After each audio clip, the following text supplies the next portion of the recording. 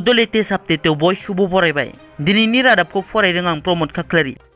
गिबि निउस दङ। क'क्राझार जिल्लानि कसुगावआव मोनसे गिख्रंथाव लामा जाब्रबथाया जायो। सासे बर' फरायसाया मटर साइकेलजों लोगोसे मानसियानो ट्राक सिङाव हाबदों। बे जाथाया क'क्राझार जिल्ला गसाइगाव महकुमानि सिङाव थानाय कसुगावआव जायो।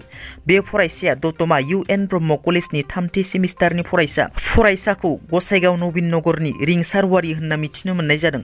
मिथिनो मोननाय बादिब्ला फरायसाया गावनि AS16B7441 नाम्बारनि बाइकजों कलेजाव थांबाय थानाय समावनो WB23D7121 नाम्बारनि गंसे ट्राक सिङाव हाबसनो। बे जाथायाव गोब्राब जखम जानाय फरायसाखौ कसुगाव देहा फाहामसालियाव लांनाय जादोंमोनब्लाबो गोजौ फाहामथायनि थाखाय बङाइगाव दैथायहरो। मोनसे गोजोनथाव रादाब। आसामाव ग्रेड 4 साख्रिनि आनजादाव जिरायनाय बिजाथिफोरनि थाखाय गोजोनथाव रादाब।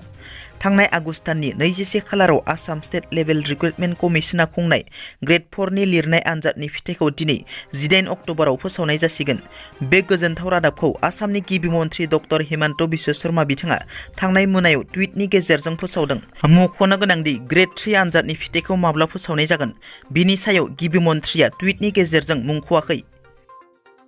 मोनसे भाइराल फेसबुक पस्ट। बे फेसबुक पस्टनि बादिब्ला पर्बतजरा UPPL लाइमोन गांखंनि आफादगिरि क'क्राझार जिल्ला काजिगाव पुलिस थानानि सिङाव थानाय बायनियागुरि गामिनि लक्ष्मीनाथ ब्रह्मआ गावनि न' खाथिनि बुरि आइजोनिफ्राय मोना समाव फैसा खावनो थांनाय समाव बुरिनि गोदोनाखौ हमो। नाथाय न'नि मानसिया सिरि मोनना दावराव जानायाव लक्ष्मीनाथ ब्रह्मआ खारखोमायो आरो अखानायै गामिनि मानसिफोरजों हमना बुजाना सेन्देलनि माला गानहोजायो। गसाइगावआव गिख्रंथाव जाब्रबथायाव सासे बर' सुबुंनि जिउ खहा जायो। बे जाथाया गसाइगावनि फानबारियाव जायो। ट्राकनि सौग्रावनायाव साइकेलजों थांबाय थानाय सतीश बसुमतारीनि जायगायावनो जिउ गोमायो। जिउ गोमानाय सुबुङा हाग्राबारिनि सतीश बसुमतारी। सतीश बसुमतारीया बाजारनिफ्राय गावनि न' फारसे थांबाय थानाय समावनो सोनाब बेंगलसिम थांबाय थानाय MH26BE8411 नाम्बारनि ट्राकनि सौग्रावनायाव जायगायावनो जिउ गोमायो। बे जाथायनि उनाव ट्राक ड्राइभारा जायगानिफ्राय खारखोमायो।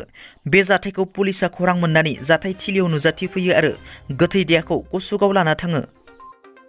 बर'फोरा बर'नि हायावनो रैखाथि नंलिया नामा? थांनाय 15 अक्ट'बराव मोनसे जाथाया जालाङो।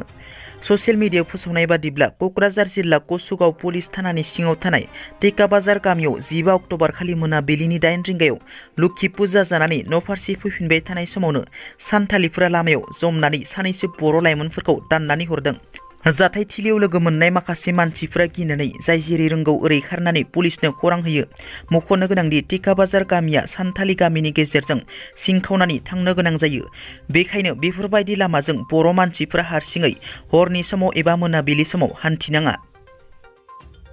पाठशालानि आनन्दराम बर' एकाडेमिनि फरायसा क'क्राझार टेङापारा वार्ड नाम्बार 5 नि कृष्ण कुमार बसुमतारीखौ बुथारनाय जाथायनि सायाव क'क्राझार जिल्ला एबसुआ गोख्रों रावजों सोंखारियो आरो बे जाथायनि सायाव गोजौ थाखोनि नायबिजिरनानै दायनिगिरिखौ खानो गोख्रों दाबिजों क'क्राझार जिल्ला एबसुआ क'क्राझार जिल्ला बेंगिरिनि गेजेरजों गिबि मन्थ्रिनिसिम गोसोखां बिलाइ दैथायहरदों।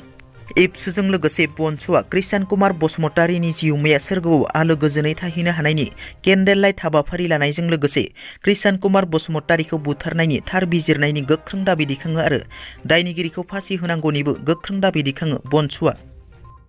दिनैनि रादाबा एसेनोसै। नोंथांमोना जुदि आंनि चेनेलखौ दासिमबो साबस्क्राइब खालामाखै अन्नानै साबस्क्राइब खालाम। गोजोन्थों।